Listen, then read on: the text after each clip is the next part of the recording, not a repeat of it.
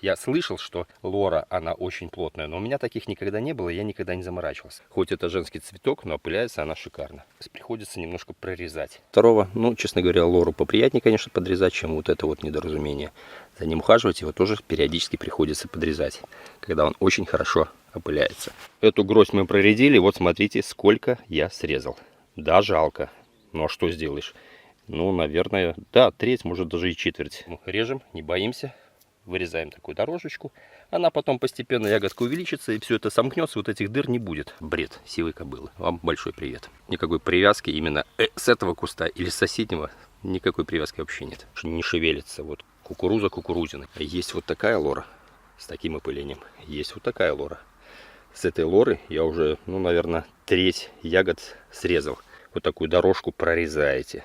Она станет квадратной и в итоге может вообще лопнуть внутри, как правило.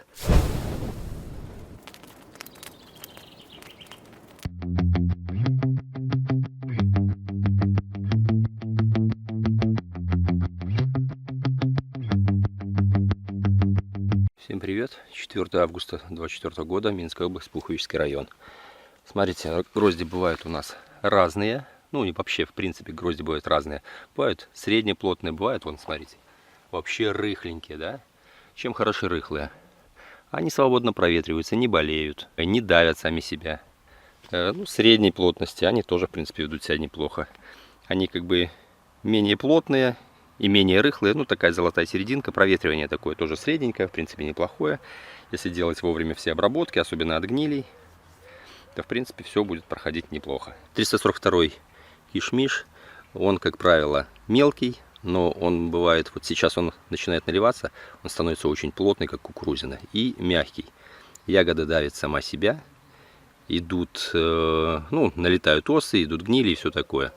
Вот по поводу 342 никому не рекомендую надевать на него мешочки, он быстро очень сгнивает.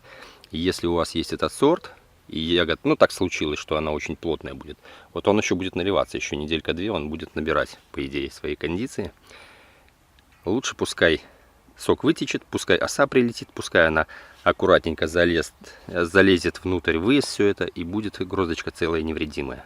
Ну, просто когда будете срывать, чтобы, смотрите, не съесть осу, так сказать. Да, были там комментаторы по поводу 342, что ягода мелкая, я типа на нее жалуюсь. И спрос на черенки хороший. Что зачем я продаю не кондицию, плохие сорта. Вот с этого куста, значит, будут плохие кусты. Бред сивой кобылы. Вам большой привет. Куст, он опыляется по-разному каждый год, любой сорт. Поэтому от этого вообще никак не зависит. С какого куста, какой черенок и все такое. Как будете ухаживать, кормить, какой климат будет, какие там дожди, грады, там опыление, солнце. Так оно и пойдет. Поэтому никакой привязки именно с этого куста или с соседнего, никакой привязки вообще нет. Вообще не планировал сегодня видео снимать, но вот так получилось, что подошел к лоре. И лора очень плотная. Вот берешь, она прямо аж не шевелится. Вот кукуруза кукурузиной. Есть вот такая лора с таким опылением. Есть вот такая лора.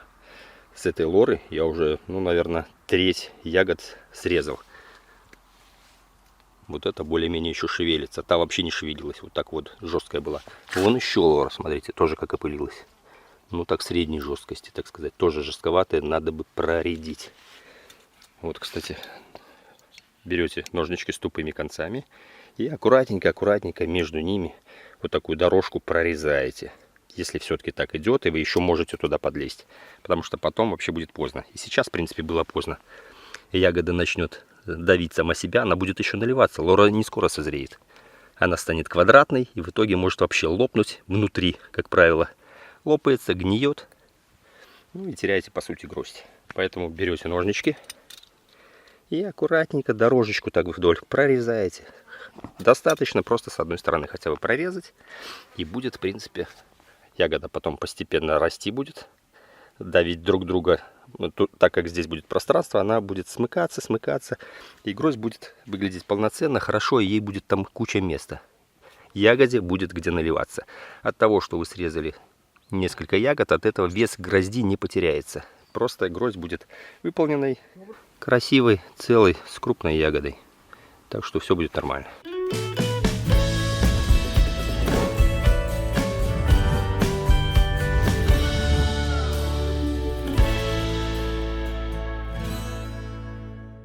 Ну вот, эту гроздь мы проредили. Вот смотрите, сколько я срезал. Да, жалко. Ну а что сделаешь? Ну, наверное, да, треть, может даже и четверть ягод упала.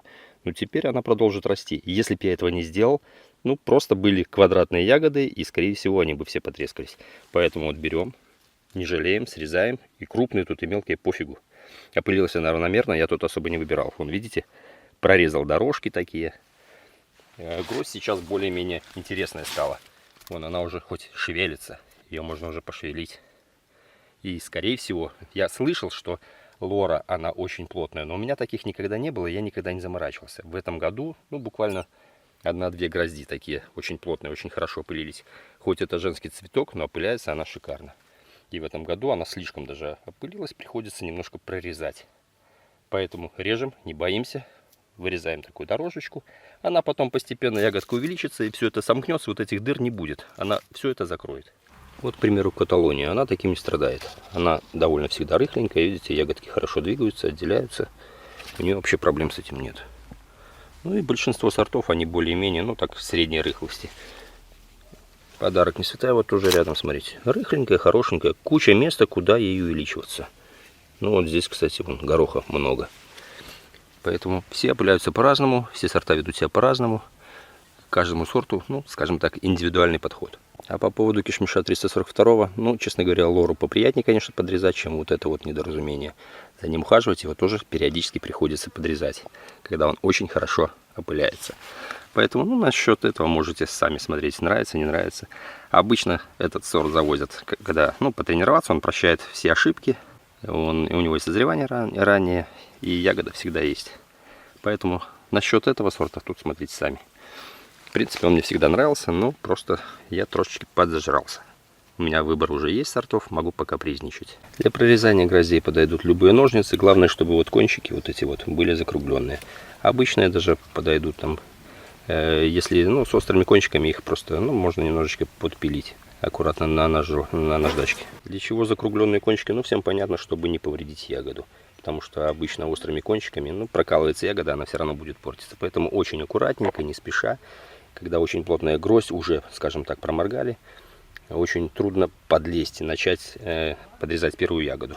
Ну, первую ягоду, как правило, покромсаешь, а потом аккуратненько уже выстригаешь ровненько у плодоножки. И все, аккуратненько подрезаете, равняете. Главное, чтобы сока не было, не зазывать ос, чтобы не провоцировать гнили. Ну и вот так вот аккуратненько берем и чик-чик-чик и прореживаем. Пишите комментарии, как у вас ведет себя лора. Всем удачи, пока.